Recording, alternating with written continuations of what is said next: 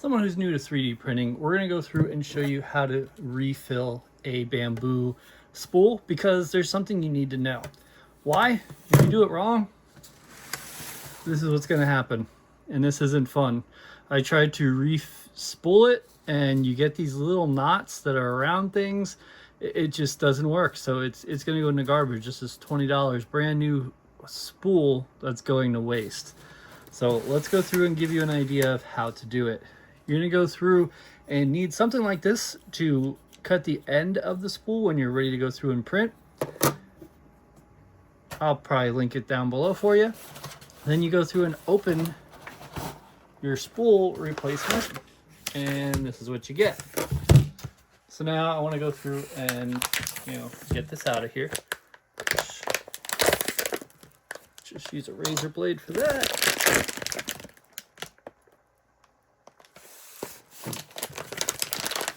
And we'll pull this out.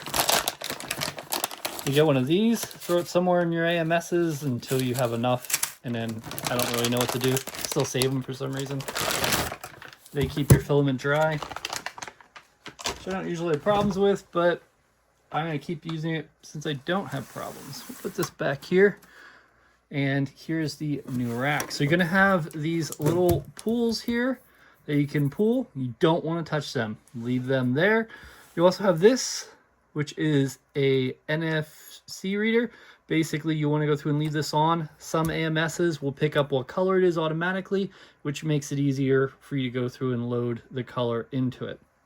So these things, at first I hated them, but now I'm starting to like them. You just turn it and pull. And you go on here. And first I'll show you the wrong way to do it. You set it in, and then you put this in, and you push down as hard as you can and hope you go through and get them. And what happens is you'll lock like one or two down in here, but you'll miss one or two on the top, and it's going to be like going out this way, which is bad. If you try to do it, that's what I did with this one, and it didn't work. And I fought to push this down as hard as I could, and it didn't work. So why wasn't it going down? Well, there's a very easy solution for this. When we look at this, we have this little stubborn notch here, and I didn't notice this to start.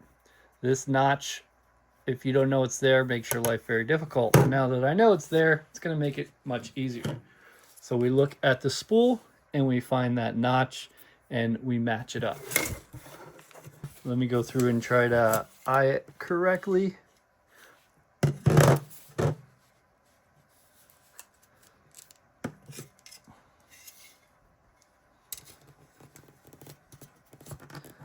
We just want to make sure it's in the middle of that tag. There we go. So it seemed like it went down. It's nice and flat all the way around, which makes a big difference. So supposedly you should be able to go through and just set this in now. Kind of like find the spots right there, push and click. And let's see how we did. In. So we don't see any of the areas. It's in 100%. Could look at the other angle. And thank goodness, because this has been a pain. So what we do next is we're going to move these strips, but not just yet. What we're going to do first is look for the opening. Usually it's pretty easy to find.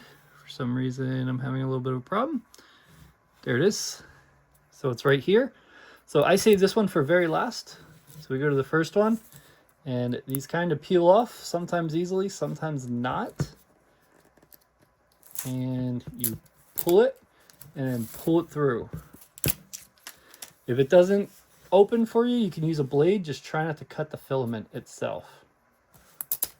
Pull that, pull that.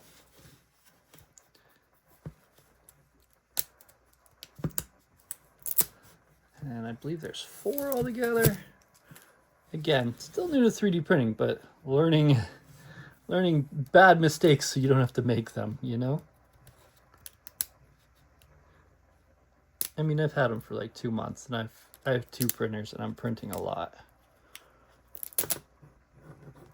I put my finger over this one that's open, and you can see it's kind of like an Allen wrench, an L shape. So you just pull. This one's tough sometimes. Ugh. Okay. So now you want to go through and break this piece off, and that's what you're going to use your PTFE tube cutter for. That's what I use it for.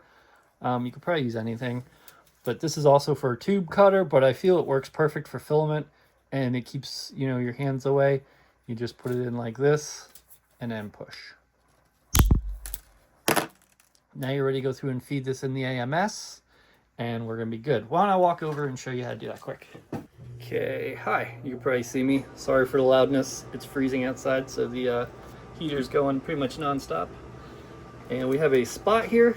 So what we'll do is we'll just put it in here, and then we're going to take this, we're going to push this forward and kind of start feeding it in. Once it gets a little bit, it should pool. And this looks good. The problem is when they get tangled. If they get tangled, it's going to get stuck, and that's going to be a problem. So this one's probably ready to print, but we're going to give it a moment. It's going to play around and do its thing. This is the AMS 1. I do have the 2 as well. Not a huge difference. I like that this was discounted, so that's why I got it.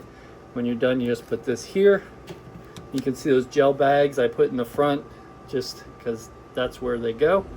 And I have a meter in there too. So now it's ready to print.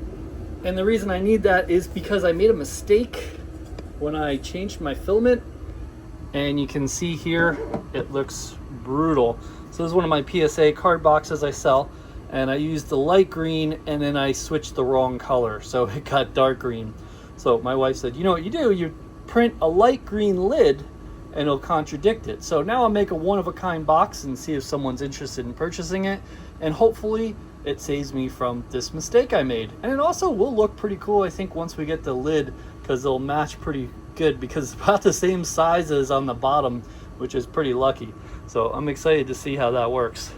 And that's what I'm going to print now. So I hope this helped, and I hope you don't have any trouble like I did. Good luck.